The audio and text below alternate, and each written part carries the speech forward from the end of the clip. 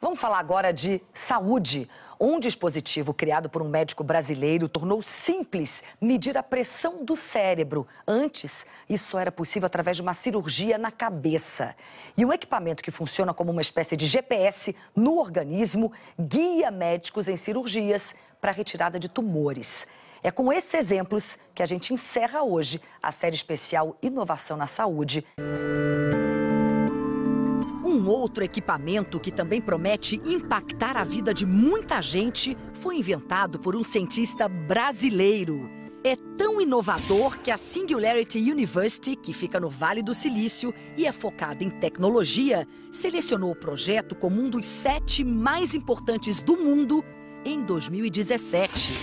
Essa metodologia tem potencial para resolver o problema de mais de 1 bilhão de pessoas em 10 anos. Claro que a essa altura você já está se perguntando, né? Mas que equipamento é esse? É um medidor da pressão do cérebro. É tão simples quanto medir a pressão arterial. Quem vai me ajudar é o Gustavo. Gustavo, você me ajuda, por favor? Ele vai colocar esse sensor na minha cabeça.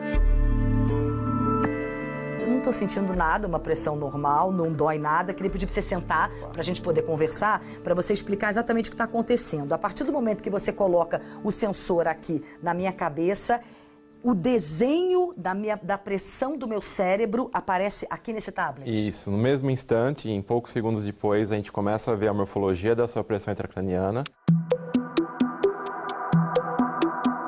Como é que eu tô? Minha pressão do cérebro tá ok? Tá normal. Pela sua curva, é uma curva bem legal, é uma curva de livro que a gente estuda. Uau, de livro! Então tá ótimo. A complacência cerebral, pressão intracraniana estão muito boas. A gente consegue passar a informação para o médico instantaneamente e o nosso dado vai para a nossa nuvem e o documento para inserir no prontuário médico chega em minutos também. Até então, só era possível medir a pressão intracraniana através de uma cirurgia que abre a cabeça do paciente.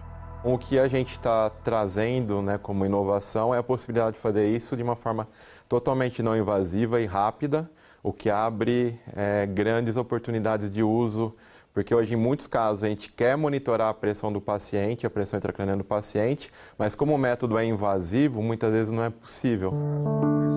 Muitas doenças neurológicas estão associadas à pressão do cérebro. Um tumor cerebral, uma hidrocefalia, que é o acúmulo de líquido dentro da caixa craniana, o pseudotumor cerebral, que pode cursar com dor de cabeça, náusea, vômito, perda visual, e se não for tratado, inclusive cegueira. O grande responsável por essa invenção foi o cientista Sérgio Mascarenhas. E tudo começou a partir de uma doença que ele teve. Então, essa doença, que é a hidrocefalia de pressão normal, requeria que eu fizesse uma cirurgia. Eu achei que isso era um absurdo no século XXI, você ter que furar a cabeça para fazer uma monitoração da pressão intracraniana. E aí comecei a ver como físico, professor de engenharia, qual seria uma maneira de você monitorar essa variação de pressão dentro do sistema nervoso central, que é o crânio, de uma maneira moderna, de uma maneira acessível e não invasiva. Depois de muita pesquisa, o professor Sérgio derrubou um dogma da medicina, conhecido como doutrina de Monroe-Kelly, que afirmava que o crânio dos adultos é uma estrutura óssea rígida. Essa doutrina era reconhecida pela comunidade científica desde 1783.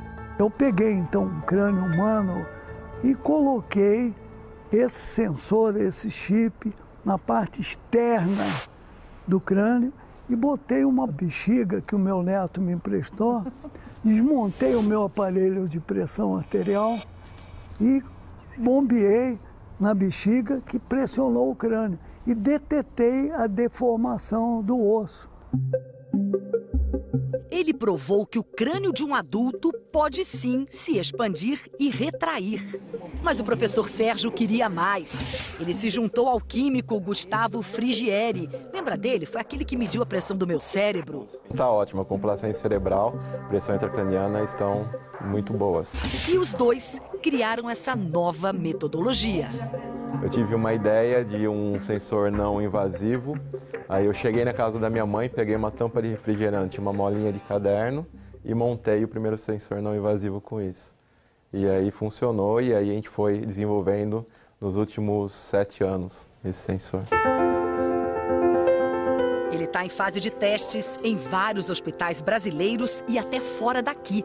Os resultados são analisados pelos especialistas dessa startup, que fabrica o aparelho. A gente até discute que esse poderia ser considerado mais um sinal vital, então além da temperatura, da frequência cardíaca, da frequência respiratória, enfim, é um avanço que vai mudar o paradigma de muitas doenças, tanto no campo da neurologia como também das outras especialidades.